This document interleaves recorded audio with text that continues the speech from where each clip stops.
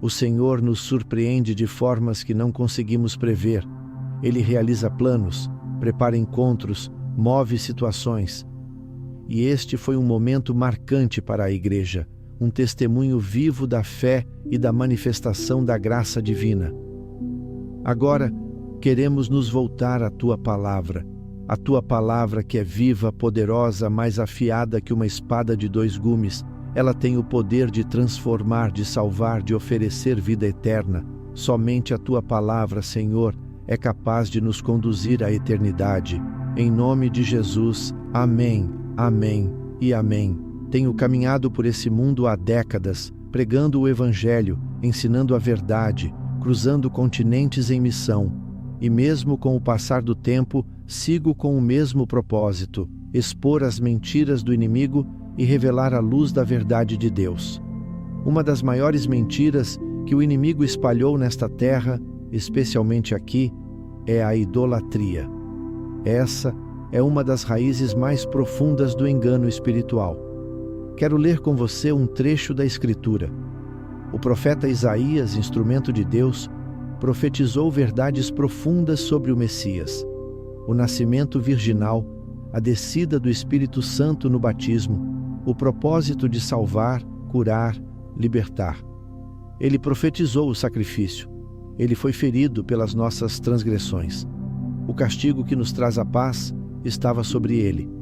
Isaías foi usado para anunciar verdades espirituais ao povo de Israel. Mas o que é profecia? É uma revelação do que está por vir. Não é adivinhação, não é chute, não é revelação sobre casamento ou emprego. Profecia é anúncio divino. Deus não age sem antes comunicar seus servos, os profetas, preparando o povo para o que está prestes a acontecer. Em Isaías 41, um texto profundamente profético, o próprio Deus usa o profeta para confrontar a idolatria. Não é Isaías falando, é o próprio Deus por meio dele. Esse texto me impactou há anos e, recentemente, enquanto ministrava em Milão, Deus reacendeu essa mensagem no meu espírito. No centro de Milão, em uma imensa igreja, vi uma estátua dourada, uma representação idolátrica reverenciada como se pudesse abençoar uma nação. Mas a verdade é que nada que contradiz a vontade de Deus pode trazer bênção. Pelo contrário, se opõe ao propósito divino. Foi ali, diante daquela imagem, que Deus me direcionou novamente a Isaías 41, antes mesmo de Isaías 42, um capítulo que fala das 2 vindas do Messias.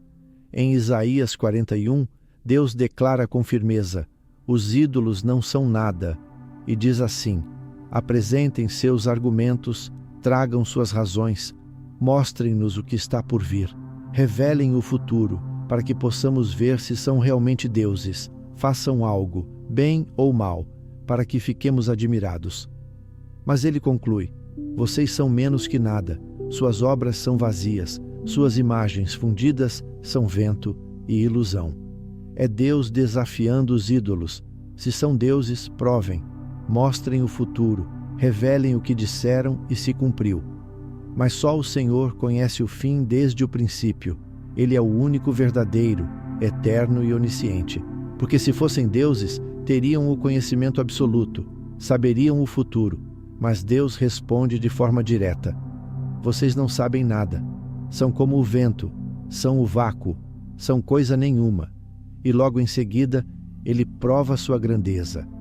Usa a boca do profeta para deixar claro que ele é o único que conhece todas as coisas. Em Isaías 42, que dá sequência direta ao capítulo anterior. Porque a divisão dos capítulos é só uma forma de facilitar o estudo, mas o conteúdo é uma profecia contínua. O Senhor declara: eis aqui o meu servo, a quem sustento, meu escolhido, em quem tenho prazer. Sobre ele colocarei o meu espírito, e ele trará justiça aos gentios. Não gritará, nem levantará a voz nas ruas, não esmagará o caniço quebrado, nem apagará a chama que ainda fumega. Ele firmemente trará justiça, não desanimará, nem se dobrará até que tenha estabelecido a justiça na terra. As ilhas aguardarão sua doutrina. Assim diz o Senhor, Criador dos céus e da terra, aquele que dá fôlego ao seu povo e espírito aos que nela vivem. Ele diz: Eu, o Senhor, te chamei em justiça, te tomarei pela mão, te guardarei, te farei mediador de uma aliança com o povo e luz para os gentios, para abrir os olhos dos cegos, libertar os cativos, tirar do cárcere os que vivem nas trevas. E afirma com firmeza: Eu sou o Senhor, este é o meu nome, e a minha glória não darei a outro, nem a minha honra a imagens esculpidas. As profecias anteriores se cumpriram, e agora anuncio coisas novas, e antes que aconteçam, eu as farei ouvir. A partir do versículo 10, o tom muda. Agora é um cântico de celebração. Cantem ao Senhor um cântico novo, que o seu louvor ecoe até os confins da terra. Vocês que navegam pelo mar e tudo o que nele há, vocês das ilhas e seus habitantes, exultem. A voz se eleve no deserto, nas cidades, nas aldeias. Que os que habitam nas rochas gritem, que do alto dos montes ressoem louvores. Deem glória ao Senhor e anunciem sua majestade até as terras do mar. E então vem uma declaração poderosa. O Senhor sairá como um guerreiro, despertará seu zelo como um homem de guerra, clamará, lançará o grito da batalha, mostrará sua força contra os inimigos. Por muito tempo ele permaneceu em silêncio, mas agora se levanta com vigor, com fogo nos olhos. Ele diz que vai guiar os cegos por caminhos desconhecidos, transformar trevas em luz, nivelar os caminhos difíceis. E ele promete: farei isso e jamais os abandonarei. Enquanto isso, os que confiam em imagens e esculturas se envergonharão. Os que dizem: vocês são nossos deuses, experimentarão confusão. 2 vezes nesta profecia, Deus confronta a idolatria. Primeiro, declara que os ídolos não têm poder. Depois, reitera: minha glória não darei a outro. E ainda que pareça que ele fala de 2 personagens, um servo manso e um guerreiro destemido, trata-se do mesmo. A primeira vinda foi como servo, manso, silencioso, humilde. Não gritou, não buscou reconhecimento, não quebrou a cana já rachada. Mas a segunda vinda será como guerreiro, com justiça, com autoridade, com força. Quando se olha para os relatos bíblicos, a entrega é evidente. Ele se fez homem, humilhou-se, foi obediente até a morte. Lembra do Getsemane? Foi preso durante a madrugada, o que era ilegal. Nenhuma prisão podia ser decretada antes do nascer do sol, mas naquele caso, tudo foi feito às escuras. Religiosos conspiraram com autoridades romanas. Ele foi levado não ao pretório, onde deveria ser julgado, mas à casa do sacerdote, outro erro jurídico grave. Preso não podia ser levado a domicílio, tinha que ser julgado em local público, mas a intenção não era julgamento, era tortura. Passou a noite inteira em pé, sendo humilhado, agredido, quebrado emocionalmente. Só pela manhã foi apresentado a Pilatos. E mesmo diante da autoridade romana, Pilatos reconheceu: não vejo culpa neste homem. Mas os líderes religiosos não queriam julgamento, queriam execução. Disseram: não temos autoridade para crucificá-lo, ou seja, já haviam decidido o destino. Nem queriam ouvir se era culpado ou inocente, só queriam vê-lo condenado. Mesmo assim, Pilatos tenta aliviar a tensão e ordena que ele seja açoitado. 40 chicotadas com pontas de ferro. Você já viu isso num filme, mas por trás da encenação havia dor real, carne rasgada, sangue, tortura, soldados brutais. E por que Pilatos faz aquilo? Era como se tentasse saciar a sede de vingança daqueles homens. Queria dar-lhes um pouco de sangue, na esperança de evitar a crucificação. Mas não adiantou. Eles queriam mais. A inquirição começa. Pilatos questiona: não vai me responder? Não sabe que tenho autoridade para crucificá-lo ou libertá-lo? E a resposta vem firme, serena: nenhuma autoridade teria sobre mim se do alto não te fosse dada. Ele estava diante de Pilatos com pleno poder para desfazer impérios, mas não o fez. Por quê? Porque veio com um propósito: pagar o preço do pecado. Não era sobre Pilatos, não era sobre Roma, era sobre nós. Desde o princípio, todos pecamos. Cada ser humano estava representado em Adão. Como sementes dentro de um fruto, todos estavam ali. Em Adão, todos transgredimos, todos caímos.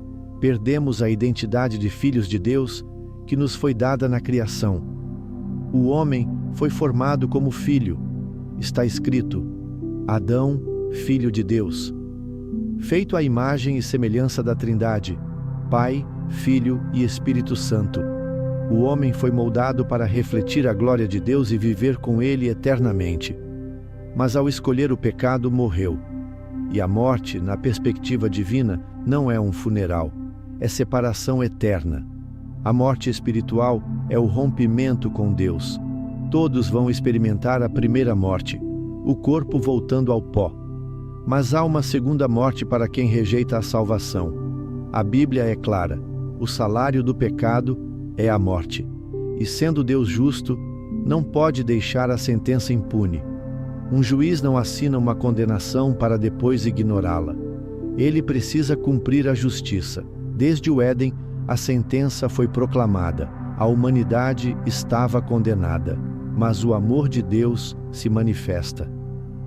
Porque Deus amou o mundo de tal maneira que deu seu Filho unigênito, para que todo aquele que nele crê não pereça, mas tenha a vida eterna. João 3,16. E continua dizendo: Ele não veio para condenar o mundo, mas para salvá-lo. O mundo já estava condenado. Todos já nascem sob sentença. Nascem como criaturas, não como filhos. Criatura é criação, filho é relação, e só se torna filho quem recebe o Filho. Jesus não deixou dúvidas quando disse: Ide por todo o mundo e pregai o Evangelho a toda criatura. A verdade é direta: quem crê é salvo. Quem rejeita já está condenado. Simples assim. Deus amou a criatura, mas a criatura precisa escolher a cruz. Quem não crê, não é que um dia receberá a ira de Deus, já vive debaixo dela, já caminha sob condenação, e existe apenas uma saída: aceitar o substituto, Jesus. Porque alguém precisa pagar pelo pecado. Se não for você, será Ele. Se você crê que Ele tomou o seu lugar naquela cruz, então você é livre. Isso é salvação. Por isso Ele é chamado o Cordeiro de Deus. Por isso foi moído, esmagado pelas nossas transgressões. O inocente morreu no lugar do culpado. O Eterno se fez homem.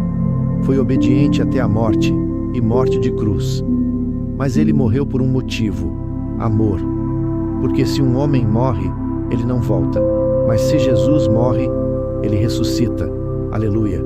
Porque Ele é Deus e homem ao mesmo tempo. E a morte não teve poder sobre Ele. Pense comigo: soldados imensos, armados, impiedosos, e Pilatos. Por que Ele faz aquilo? Talvez Ele quisesse acalmar a sede de sangue dos líderes religiosos, mas não funcionou. Eles não queriam justiça, queriam a crucificação. Durante o interrogatório, tomado pela frustração, Pilatos explode: Não vai me responder?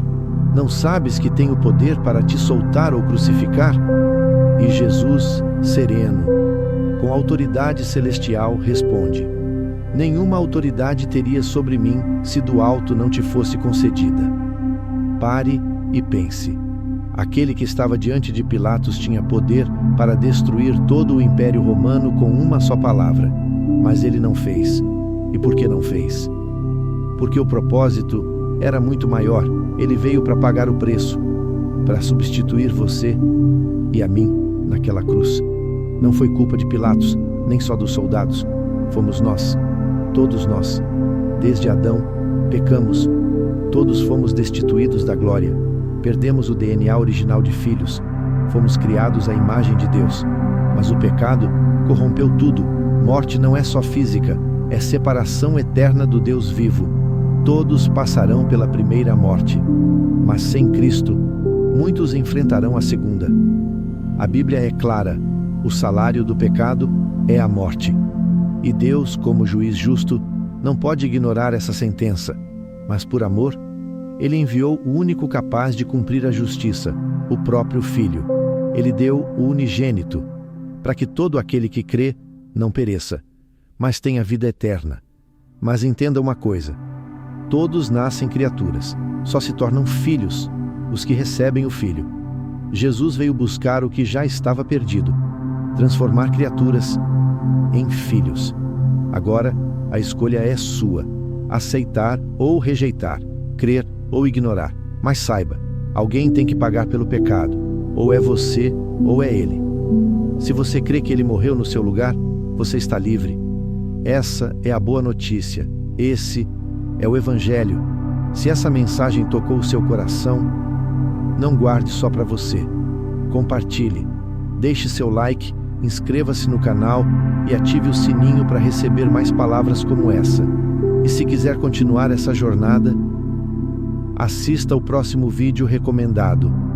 Ele pode ser exatamente o que o seu espírito precisa ouvir hoje. Que Deus te abençoe e até a próxima.